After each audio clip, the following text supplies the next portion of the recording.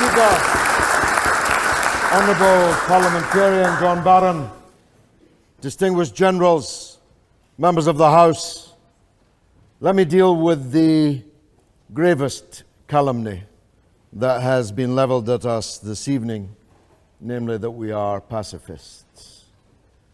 Captain Barron is no pacifist, and neither am I, and I'll fight any man that says I am. We're not making this proposition this evening because we're pacifists. Neither are we in any sense second to the honourable gentleman opposite in our determination to see the defeat of ISIS and Al-Qaeda. Neither are we in second place to defend our people and our homeland against terrorism, which is, of course, a separate matter on which we, across the House, are in agreement. If Al-Qaeda and ISIS come here, we must shoot them dead. And if I'm the Mayor of London, I'll be out with a well-armed police force helping them shoot them dead. This is an entirely red herring, a straw man introduced into this debate in order to confuse. I want to see every member of ISIS and Al-Qaeda and all the other organizations like them dead on the battlefield. The difference here is our contention that the words Western intervention and ISIS really oughtn't to appear in the same sentence. Because, of course, the West are responsible for ISIS. It was the West who created ISIS, both directly and indirectly.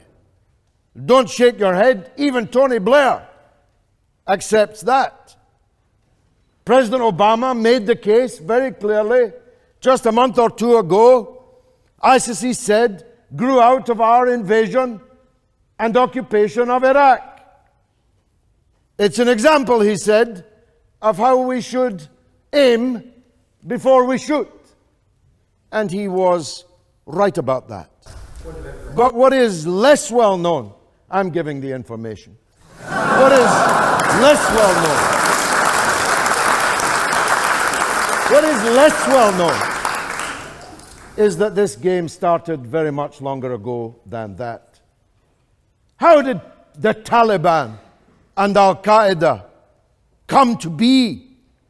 They came to be because the British and American governments, principally using the money of the same satrapies in the Persian Gulf who are paying for the war in Syria now, built up this monster of Islamist fanaticism and extremism. Don't believe me? Watch Rambo 5.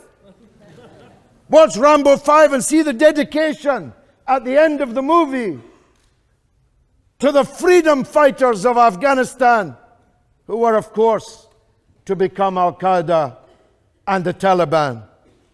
It goes back even further than that, but I've only got 8 minutes, and it takes me 8 minutes to get my name and address out, generally. So I'll make my point that our culpability in the creation of ISIS is unanswerable, even from the mouths of those who are principally responsible for it. We're responsible for it. I'm giving the information, son. The responsibility is both direct and indirect. We didn't just invade and break and destroy and scatter to the four winds all the pieces of Iraq that have not yet, may never be put back together again. The reason we've got ISIS in Syria is because the same United States and Britain have been pouring money, material, weapons, political and diplomatic and propaganda support for the rebels. And every gun, every piece of material that we delivered to the battlefield in Syria ended up in the hands of either ISIS or Al-Qaeda or one of these other groups. That too is not contestable. Yes, sir. Just because we may have a historical responsibility for the actions, the creation of ISIS, does not mean that we have not learned from our mistakes. Oh, trust me, brother. Anybody listening to this debate is only too well aware that you haven't learned from your mistakes. I'm listening to the same kind of Orientalist claptrap that I could have heard at any time in the last few decades. We had a young woman up here saying we needed to educate. If I may finish my point. No, your point's finished. Somebody actually came here in Oxford and said we need to educate the Iraqis. The Iraqis were teaching algebra when we were painting our faces blue and living in the forest. You think you need to educate the Iraqis? Really? Really? What are you going to educate them in? Military skills? We're not so good at that anymore. The Queen doesn't have enough soldiers. We ran away from Basra under fire, whipped. The United States withdrew from Iraq, beaten by the resistance of the Iraqi people. We're running out of Afghanistan, and we'll be very lucky if it's only the Taliban that come back to power. Because competing against the Taliban is ISIS.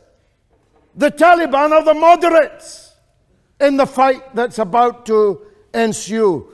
So the West is a military failure, with all respect to the honourable and gallant officers here present this evening. And where's all this money coming from? Where's all the soldiers coming? How many of you are going to put a tin hat on and go and fight in Syria? Not many, I'll warrant. But where's the money coming from? We can't keep our old age pensioners warm in the winter time. But you want to go around the world setting fire to other people's countries over and over again, and even go back to the same countries and set fire to them again. I never heard such ridiculous nonsense. Let's deal with our own problems. Let's deal with the problems of our own people. If ISIS come here, we'll kill them.